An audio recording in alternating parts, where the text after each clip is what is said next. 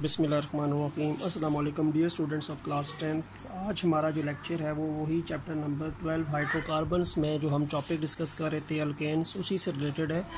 उस दिन हमने अल्केन्स की मेथड्स ऑफ प्रिपरेशन स्टडी किए थे। आज हमने अल्केन्स की प्रॉपर्टीज़ की बात करनी है। तो हमारा जो टॉपिक बनेगा that is basically properties of alkanes. Alkanes की प्रॉपर्टीज़, करैक्टरिस्टिक्स भी कह सकते हैं, प्रॉपर्टीज़ भी कह सकते हैं, खसूसियात भी कहते हैं हम इसको उर्दू में। तो प्रॉपर्टीज़ हमेशा किसी भी केमिकल सब्सटेंस की दो तरीके से होती हैं। एक उसकी होती है जी फ़िज़िकल प्रॉपर्टीज़ होती हैं, ठीक हो गया, और दूसरी कौन सी होती हैं बेटा? Chemical properties. शाबाश, केमिकल प्रॉपर्टीज़, फ़िज़िकल प्रॉपर्टीज़ और केमिकल प्रॉपर्टीज़।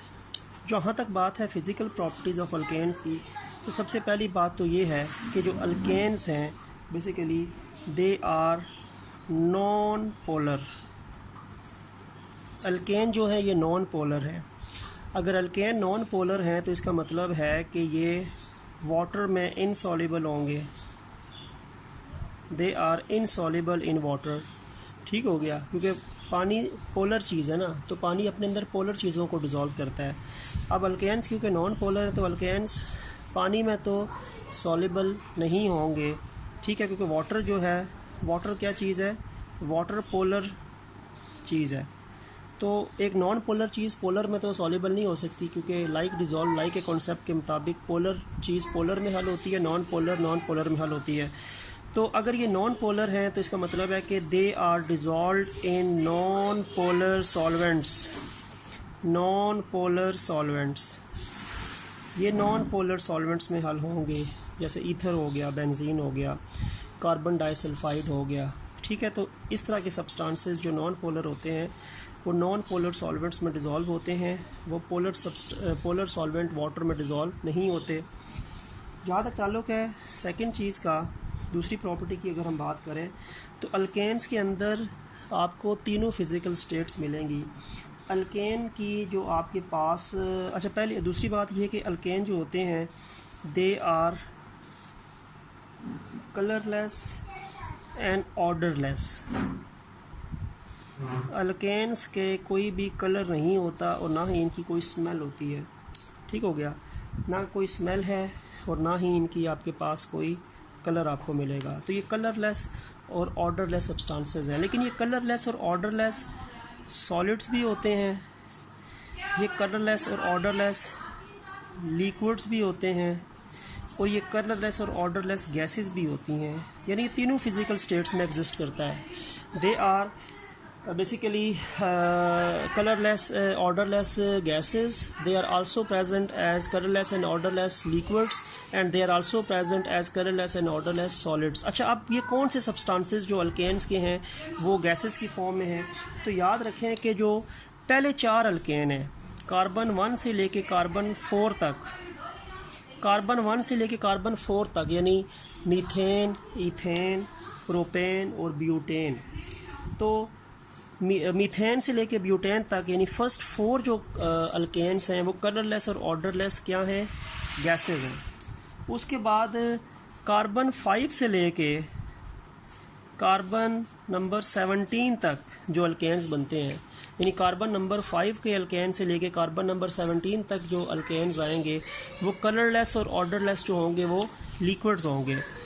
और कार्बन 18 और इससे अबव जो आपके पास अल्केन्स हैं they are colourless and odourless solids. तो यानी कार्बन नंबर जो है उस पर डिपेंड करता है।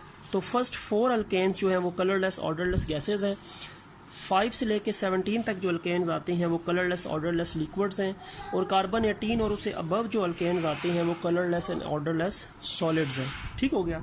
तो ये कुछ आपके पास इसकी प्रॉपर्टीज़ है जिसकी डिस्कशन आपकी बुक में जो है फ़िज़िकल प्रॉपर्टीज़ के टॉपिक में जो है वो हुई है। अब अगर हम आते हैं इसकी केमिकल प्रॉपर्टीज़ पे आते हैं, केमिकल प्रॉपर्टीज़ पे आते हैं तो केमिकल प्रॉपर्टीज़ केमिकल रिएक्शन से लिंक होती हैं। जहाँ तक ताल्लुक़ है केमिकल प्रॉपर्टीज़ का, तो केमिकल रिएक्शन करने की जो एबिलिटी होती है वो केमिकल प्रॉपर्टीज़ उसको रिफ्लेक्ट करती हैं। तो इसमें बेसिकली हमने केमिकल रिएक्शंस की बात करनी है, केमिकल रिएक्शंस। और केमिकल रिएक्शंस का जहाँ तक ताल्लुक़ है अल्केन्स का, तो आपको मैं ये बता दूँ, क्योंकि जो अल्केन्स हैं ये दरअसल सैचुरेटेड हाइड्रोकार्बन्स हैं, सैचुरेटेड हाइड्रोकार्बन्स हैं। अब अगर ये सैचुरेटेड हाइड्रोकार्बन्स हैं ना, क्योंकि इनमें सिंगल बॉन्ड्स हैं, कार्बन कार्बन का सिंगल बॉन्ड है, कार्बन हाइड्रोजन के भी सिंगल बॉन्ड्स हैं इर्द गिर्द जितने भी हैं, ठीक है। अगर हम बनाना शुरू करें तो सी पर और सी और एच के भी सारे सिंगल बॉन्ड्स हैं। तो ये इसका मतलब है सैचुरेटेड हाइड्रोकार्बन्स हैं। और सैचुरेटेड हाइड्रोकार्बन्स ऑलरेडी फिल होते हैं एटम्स के तरतीब के लिहाज से, बनावट के लिहाज से, क्योंकि इसमें कार्बन की जो 4 वैलेंसी या टेट्रा वैलेंसी वो सिंगल बॉन्ड्स के साथ ऑलरेडी फिल्ड है। अब सैचुरेटेड हाइड्रोकार्बन्स की नेचर की वजह से इनमें एडिशन तो हो नहीं सकती, there is no addition reactions, इनमें एडिशन रिएक्शंस तो होंगे नहीं, ठीक है। कोई चीज़ ऐड नहीं हो सकती अल्केन में। अल्केन में ऑलरेडी सिंगल बॉन्ड के साथ 4 कार्बन है, बॉन्ड सिंगल बनाए हुए हैं, तो कोई चीज़ ऐड नहीं हो सकती। उसकी वैलेंसी फुली सेटिस्फाई है, ऑक्टेट रूल उसने फुली सेटिस्फाई किया हुआ है, वो यानी स्टेबल एक तरीके से, एडिशन उसमें नहीं पॉसिबल। तो सैचुरेटेड हाइड्रोकार्बन्स के अंदर बेसिकली जब एडिशन रिएक्शन ही, तो इसमें सब्सटीट्यूशन रिएक्शन होते हैं, it undergoes substitution reactions. Substitution reaction इसमें पॉसिबल है, एडिशन रिएक्शन पॉसिबल नहीं है। सब्स्टिट्यूशन क्या होते हैं? सब्स्टिट्यूशन ये होता है कि एक आपके पास अल्केन है ना, उस अल्केन के अंदर ज़ाहिर बात है 4 बॉन्ड बने हैं कार्बन के इर्द गिर्द, वो कार्बन अपने इर्द गिर्द किसी एक एटम को रिलीज़ करे और उसके बजाय कोई दूसरा एटम आके उसको रिप्लेस करे, सब्स्टिट्यूट करे। तो सब्स्टिट्यूशन रिएक्शन ऐसा ही रिएक्शन होता है, जैसे मैं ये आपको ये CH4 बना के दिखा दिया, ये CH4 है, अल्केन का पहला मेंबर मीथेन है। अब इसमें मैं ये करता हूँ कि यहाँ से हाइड्रोजन जो है ये रिलीज़ हो और इस हाइड्रोजन को आके कोई भी चीज़ अदर देन हाइड्रोजन रिप्लेस करे। लेट्स सपोज कि इसको क्लोरीन रिप्लेस कर दे, क्लोरीन यहाँ पे आके ऐड हो, तो ये आपके पास CH3 तो रहेगा, चौथा C निकल गया, उसके बजाय Cl आ गया, ठीक हो गया, Cl ने H को रिप्लेस कर दिया। तो ये सब्स्टिट्यूशन रिएक्शन होते हैं, यानी 4 बॉन्ड सिंगल बने हैं कार्बन के, 5वां बॉन्ड कार्बन बना नहीं सकता, तो कार्बन उन्हीं 4 बॉन्डों में से किसी एक बॉन्ड में मौजूद जो H है उसको रिलीज़ करके उसके बजाय H के अलावा किसी दूसरे एटम को उसके बजाय ऐड करेगा, सब्स्टिट्यूट करेगा। तो ये सब्स्टिट्यूशन रिएक्शन कहलाते हैं कि एक एटम निकलेगा तो दूसरा एटम आके उसकी जगह लेगा। 4 एटम इर्द गिर्द कार्बन के मौजूद हैं, तब तक 5वां एटम ऐड नहीं हो सकता। तो ये सब्स्टिट्यूशन रिएक्शन करता है, एडिशन नहीं करता। इसीलिए इसकी रिएक्टिविटी जो होती है वो अल्केन्स की केमिकल प्रॉपर्टीज़ या केमिकल रिएक्शंस कम होते हैं because of only substitution reaction ability, ठीक है। अब अगर इसकी केमिकल प्रॉपर्टीज़ में हम 2 रिएक्शंस हैं जिनकी बात आपकी बुक में हुई है, उनको डिस्कस करते हैं। तो पहला रिएक्शन जो आपकी बुक में मेंशन है that is halogenation. Halogenation halogenation ज़ाहिर बात है हैलोजन से रिलेटेड है, हैलोजन, ये हैलोजन से रिलेटेड है आपके पास, ठीक है। और halogens group 7A periodic table का जो है उसका हिस्सा है, जिसमें फ्लोरीन, क्लोरीन, ब्रोमीन, आयोडीन और एसिटीन भी होती है, लेकिन ये 4 जो है वो ज़्यादा कॉमन है। इनमें से याद रखें आपके ये 2 जो है ना, ये ज़्यादा रिएक्शंस में यूज़ होते हैं, क्योंकि फ्लोरीन जो है ना इसके रिएक्शन बहुत ज़्यादा फास्ट होते हैं, बहुत फास्ट रिएक्शंस होते हैं। आयोडीन के रिएक्शंस बहुत ज़्यादा स्लो होते हैं, लेकिन इन दोनों के रिएक्शन जो होते हैं वो मॉडरेट होते हैं, दरमियाने से करके होते हैं। तो हमने रिएक्शंस में उन्हीं को यूज़ करना है जो मॉडरेट स्पीड के साथ रिएक्ट करें, क्योंकि बहुत फास्ट जो होते हैं वायलेंट रिएक्शन वो भी सही नहीं रहते, और जो बहुत स्लो रिएक्शन होते हैं वो भी फिजिबल नहीं होते।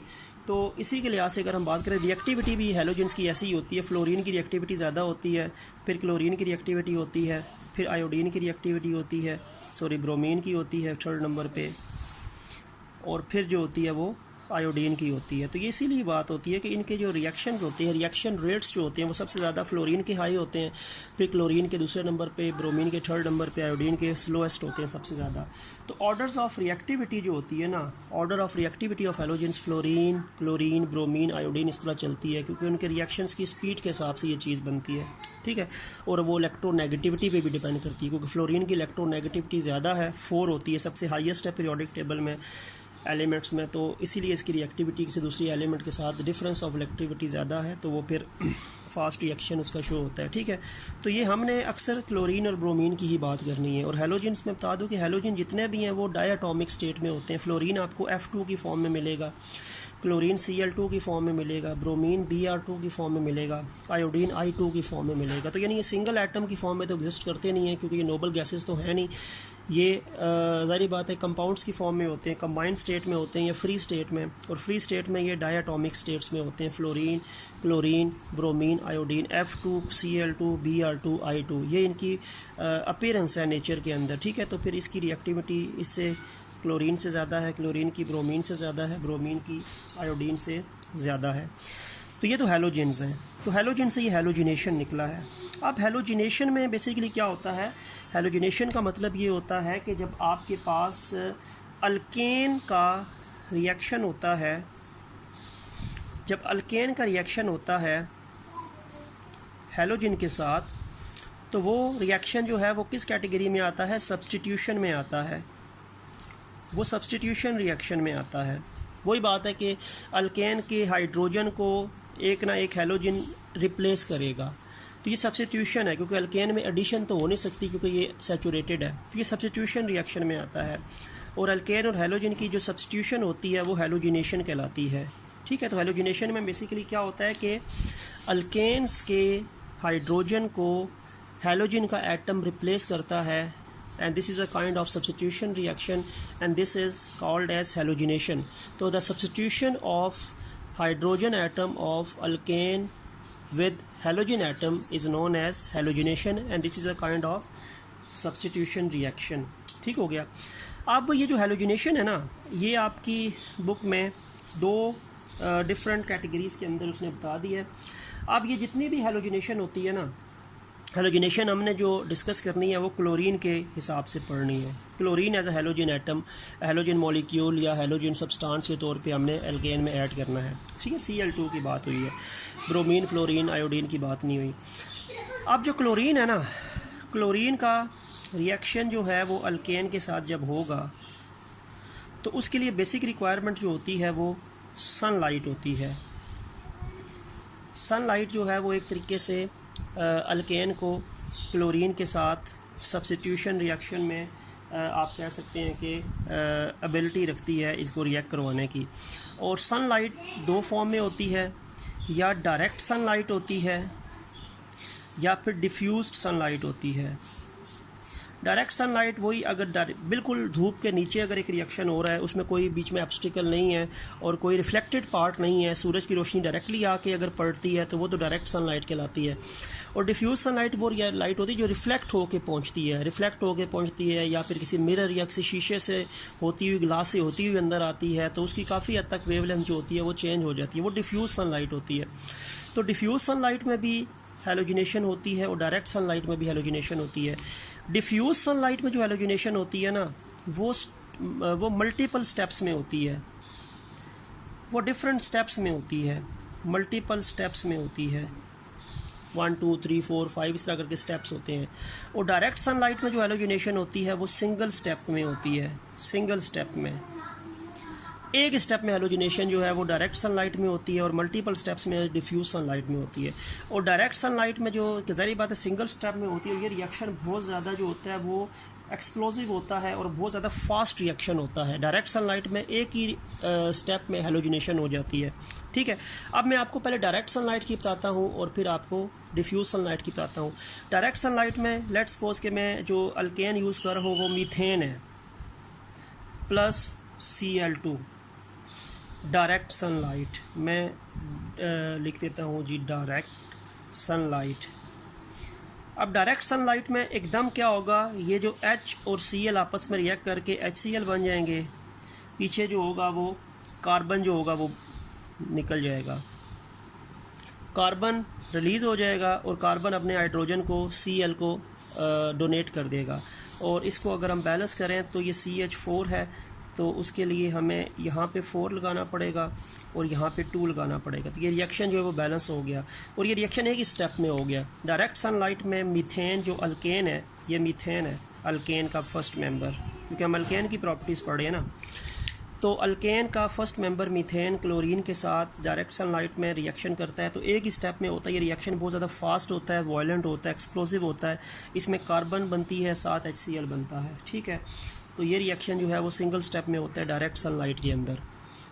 तो अगर हम बात करते हैं अब डिफ्यूज सनलाइट की, तो जैसे मैंने आपको बताया कि डिफ्यूज सनलाइट में जो हेलोजिनेशन होती है वो मल्टीपल स्टेप्स में होती है और वो हर स्टेप में हाइड्रोजन निकलता जाएगा अल्केन से और उसको हेलोजन का एटम रिप्लेस करता जाएगा। वो प्रॉपर सब्स्टिट्यूशन होती है।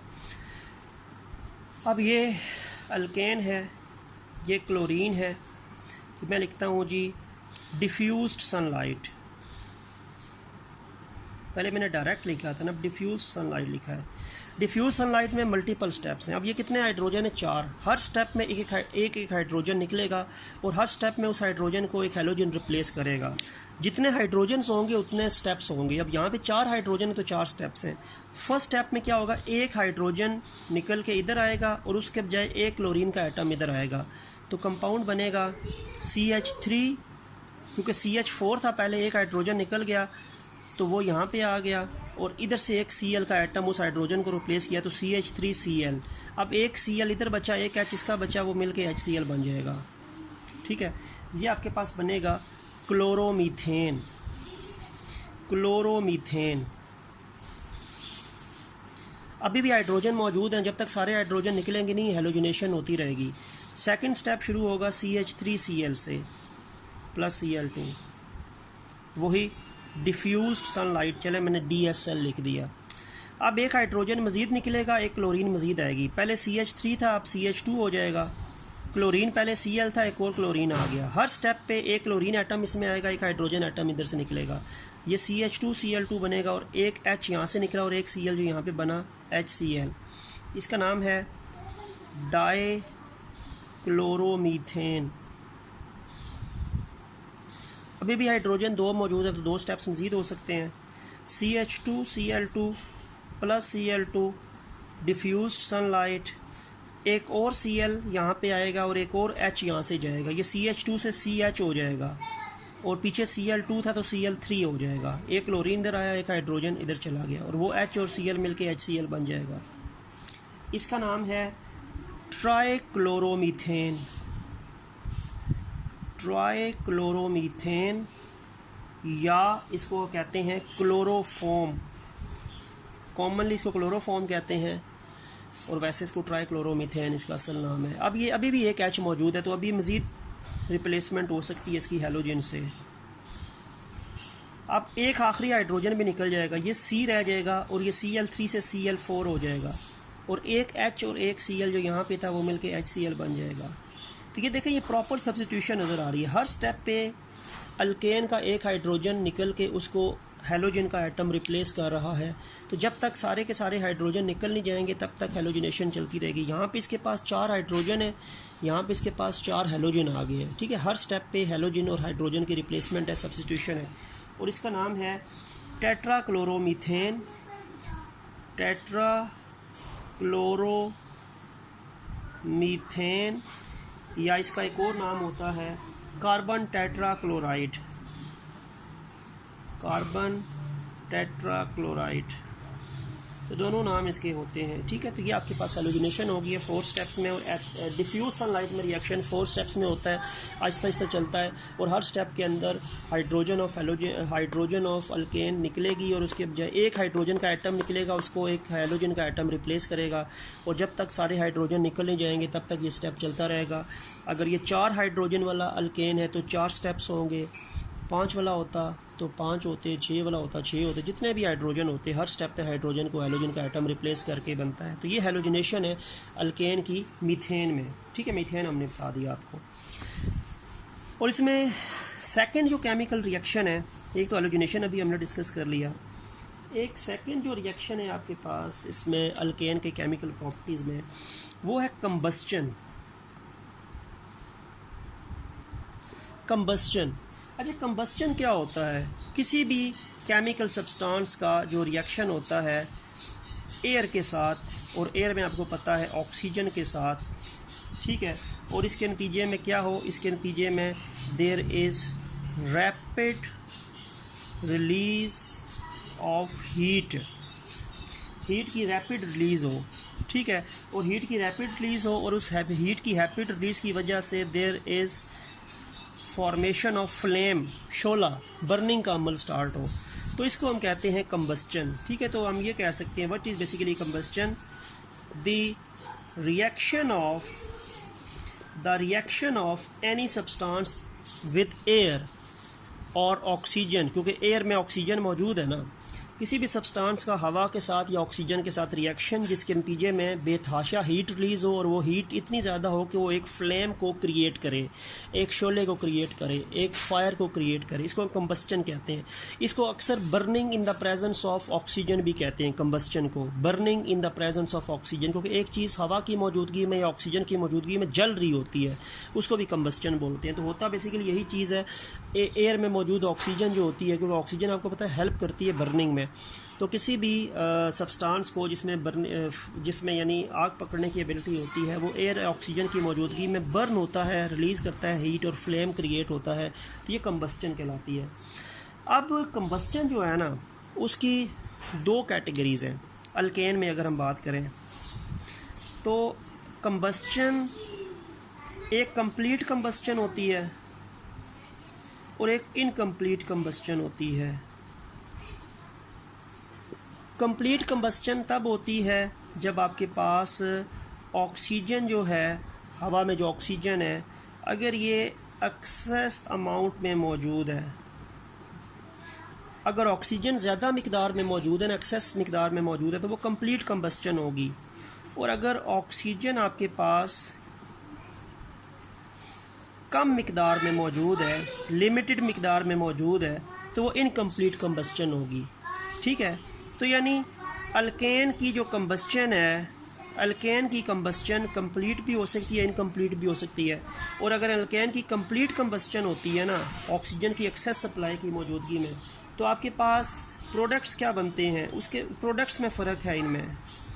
उस टाइम आपके पास प्रोडक्ट्स होंगे कार्बन डाइऑक्साइड, ठीक हो गया, और वाटर। हीट तो रिलीज़ होगी ना, हीट ने तो रिलीज़ होना ही है। और अगर कम इनकम्प्लीट कंबस्चन होती है अल्केन की, तो फिर प्रोडक्ट्स तब्दील होते हैं। उस टाइम कार्बन बनेगा, ठीक हो गया, कार्बन मोनोऑक्साइड गैस बनेगी, वाटर बनेगा, ठीक है, और उसके नतीजे में जो होगी वो लेस हीट रिलीज़ होगी, हीट जो होगी वो कम रिलीज़ होगी, हीट ज़्यादा रिलीज़ नहीं होगी। तो कंबस्चन कंप्लीट भी हो सकती है, इनकम्प्लीट भी हो सकती है। कंप्लीट कंबस्चन में कार्बन डाइऑक्साइड बनती है, इनकम्प्लीट कंबस्चन में कार्बन मोनोऑक्साइड बनती है, जो एक पॉइजनस गैस होती है। तो अब हम इन दोनों रिएक्शंस की बात कर लेते हैं, कंप्लीट और इनकम्प्लीट कंबस्चन में। हम अल्केन वही यूज़ कर लेते हैं, हम अल्केन यूज़ कर लेते हैं, कौन सा वाला? मीथेन। हम मीथेन ही यूज़ करते हैं। अब देखें, ये मीथेन है, मीथेन हो गया, ये ऑक्सीजन है, और ऑक्सीजन की आपके पास एक्सेस सप्लाई है, तो इसका मतलब है ये कंप्लीट कंबस्चन है। ये आपके पास कौन सी कंबस्चन है? कंप्लीट कंबस्चन है। कंप्लीट कंबस्चन, ऑक्सीजन की एक्सेस सप्लाई, इसके नतीजे में आपके पास बनेगा carbon dioxide, water and heat. और अगर इस रिएक्शन को बैलेंस करें, तो बैलेंस करने के लिए यहाँ पे 2 लगाना पड़ेगा और यहाँ पे 2 लगाना पड़ेगा, रिएक्शन आपका बैलेंस हो जाएगा। कंप्लीट कंबस्चन में ऑक्सीजन ज़्यादा मिकदार में है और कार्बन डाइऑक्साइड बना, वाटर बना, और एक्सेस हीट जो है वो रिलीज़ होगी, ठीक है। और अगर मैं इनकम्प्लीट कंबस्चन की बात करूँ, इनकम्प्लीट कंबस्चन की बात करूँ, तो यही अल्केन है, यही ऑक्सीजन है, लेकिन ऑक्सीजन जो है वो लिमिटेड मिकदार में है, कम मिकदार में है, ठीक है। तो उसके नतीजे में कार्बन है, कार्बन मोनोऑक्साइड है, वाटर है, और लेस हीट है। वो लेस हीट को अक्सर लिखा नहीं जाता, ठीक है। और इसको बैलेंस कर लें तो बैलेंस करने के लिए यहाँ पे 3 है, यहाँ पे 4 है, यहाँ पे 2 है और यहाँ पे 6 है। तो बैलेंस करने के लिए वो इस तरह आप बैलेंस कर सकते हैं। लेकिन प्रोडक्ट मेन क्या है, जब ऑक्सीजन कम मिकदार में है तो इनकम्प्लीट कम्बस्टन है, उस टाइम आपके पास कार्बन मोनोऑक्साइड बनेगी, कार्बन बनेगा, यानी जिसको हम कहते हैं कार्बन, इसको हम कह सकते हैं, we can called it as coke कह सकते हैं, अकेला कार्बन है और साथ वाटर की फॉर्मेशन होगी। ठीक है, तो ये इनकम्प्लीट कम्बस्टन में कार्बन मोनोऑक्साइड एक पॉइजनस गैस बनती है, कंप्लीट कम्बस्टन में कार्बन डाइऑक्साइड बनती है। ठीक है, वो एक पॉइजनस गैस एज सच नहीं होती। ठीक है, तो ये दोनों प्रोडक्ट्स में फ़र्क आ जाएगा कंप्लीट इनकम्प्लीट कम्बस्टन में। ठीक है, और हमेशा जो लाइटर अल्केन्स होते हैं, ये लाइटर अल्केन्स हैं ना, शुरू के अल्केन्स हैं, मीथेन, इथेन, लाइटर अल्केन्स। और लाइटर अल्केन्स की अक्सर कम्बस्टन जब होती है तो वो फ्यूल के तौर पे उनसे हीट जो है वो रिलीज़ होती है। ठीक है, अगर जितना आप बढ़ाते जाएंगे अल्केन्स को, हैवी अल्केन्स यूज़ करेंगे तो उनका फ्यूल के तौर पे आप कह सकते हैं यूजेज जो है वो कम है, क्योंकि अगर आप लाइटर अल्केन्स की कम्बस्टन करेंगे तो वो एज अ फ्यूल के तौर पे एफिशिएंटली इसलिए यूज़ हो सकती है कि उनके अंदर जो कम्बस्टन होती है वो कंट्रोल होती है, कम्बस्टन कंट्रोल होती है। ठीक है, तो बात यह है कि अगर आपके पास लाइटर अल्केन्स हैं, छोटे अल्केन्स हैं, स्टार्टिंग वाले जो अल्केन्स हैं, उनकी अगर आप कम्बस्टन करेंगे तो वो फ्यूल के तौर पे एफिशिएंटली यूज़ हो सकते हैं, क्योंकि वो उनकी कम्बस्टन कंट्रोल होती है, बहुत ज़्यादा हीट नहीं होती जिसको अनकंट्रोल किया जा सके, इतनी हीट होती है कि हम कंट्रोल अमाउंट में उसको एज अ फ्यूल के तौर पे यूटिलाइज़ कर सकते हैं। ठीक है, और उनकी पर ग्राम हीट की प्रोडक्शन ज़्यादा होती है और ये चीप यानी सस्ते होते हैं और आसानी से अवेलेबल होते हैं, ये जो लोएस्ट या आप कह सकते हैं कि जो लाइटर अल्केन्स होते हैं, तो इनको ज़्यादा फ्यूल के तौर पे यूज़ किया जाता है। ठीक है, और बिल्कुल लास्ट में जो अल्केन का टॉपिक है that is basically uses of methane. Methane के यूजेस, मीथेन क्या है, मीथेन यही है आपके पास CH4 अल्केन का फर्स्ट मेंबर मीथेन। तो मीथेन के 3 यूजेस हैं। आपको पता है कि मीथेन हमारे घरों में जो कुदरती गैस होती है, नेचुरल गैस, वो मीथेन ही होती है। तो it is used as a domestic fuel, जिसको सुई गैस कहते हैं। ये जो सुई गैस होती है ना, ये बेसिकली डोमेस्टिक फ्यूल के तौर पे ये मीथेन गैस होती है। मीथेन गैस में तकरीबन 85% जो है, ये सुई गैस में, नेचुरल गैस में 85% जो है वो मीथेन ही होता है। ठीक है, तो ये हमारे घरों में जो गैस होती है सुई गैस, वो मीथेन ही है, वो डोमेस्टिक फ्यूल के तौर पे यूज़ होती है। अगर हम इसको कंप्रेस्ड करें तो ये क्या बन जाती है, CNG, कंप्रेस्ड नेचुरल गैस बन जाती है। और कंप्रेस्ड नेचुरल गैस कहाँ पे फ्यूल के तौर पे यूज़ होती है, ऑटोमोबाइल्स, गाड़ियों में डाली जाती है। ठीक है, और थर्ड पॉइंट ये है कि बहुत ज़्यादा सोई गैस या मीथेन गैस की यूजेज जो होती है एज अ फ्यूल के तौर पे फर्टिलाइज़र इंडस्ट्री। फर्टिलाइज़र, ये खाद की जो सनत होती है, वो सबसे ज़्यादा गैस को यूटिलाइज़ करती है इंडस्ट्री के अंदर। अगर हम यूटिलाइजेशन की बात करें नेचुरल गैस की, तो फर्टिलाइज़र इंडस्ट्री में फ्यूल के तौर पे, CNG में फ्यूल के तौर पे गाड़ियों में, और घरों में जो फ्यूल के तौर पे गैस होती है वो मीथेन ही है। तो ये मीथेन के 3 कॉमन यूजेस जो हैं ये हो सकते हैं। तो यहाँ पे हमारा अल्केन का टॉपिक एंड हो गया। नेक्स्ट लेक्चर जो होगा वो हम अल्कीन का स्टार्ट करेंगे। ठीक है, और होप कि आपको अल्केन की प्रॉपर्टीज़, केमिकल रिएक्शंस और साथ मेथड ऑफ प्रिपरेशन का कॉन्सेप्ट क्लियर हो गया होगा। तो नेक्स्ट लेक्चर तक के लिए अल्लाह हाफिज़।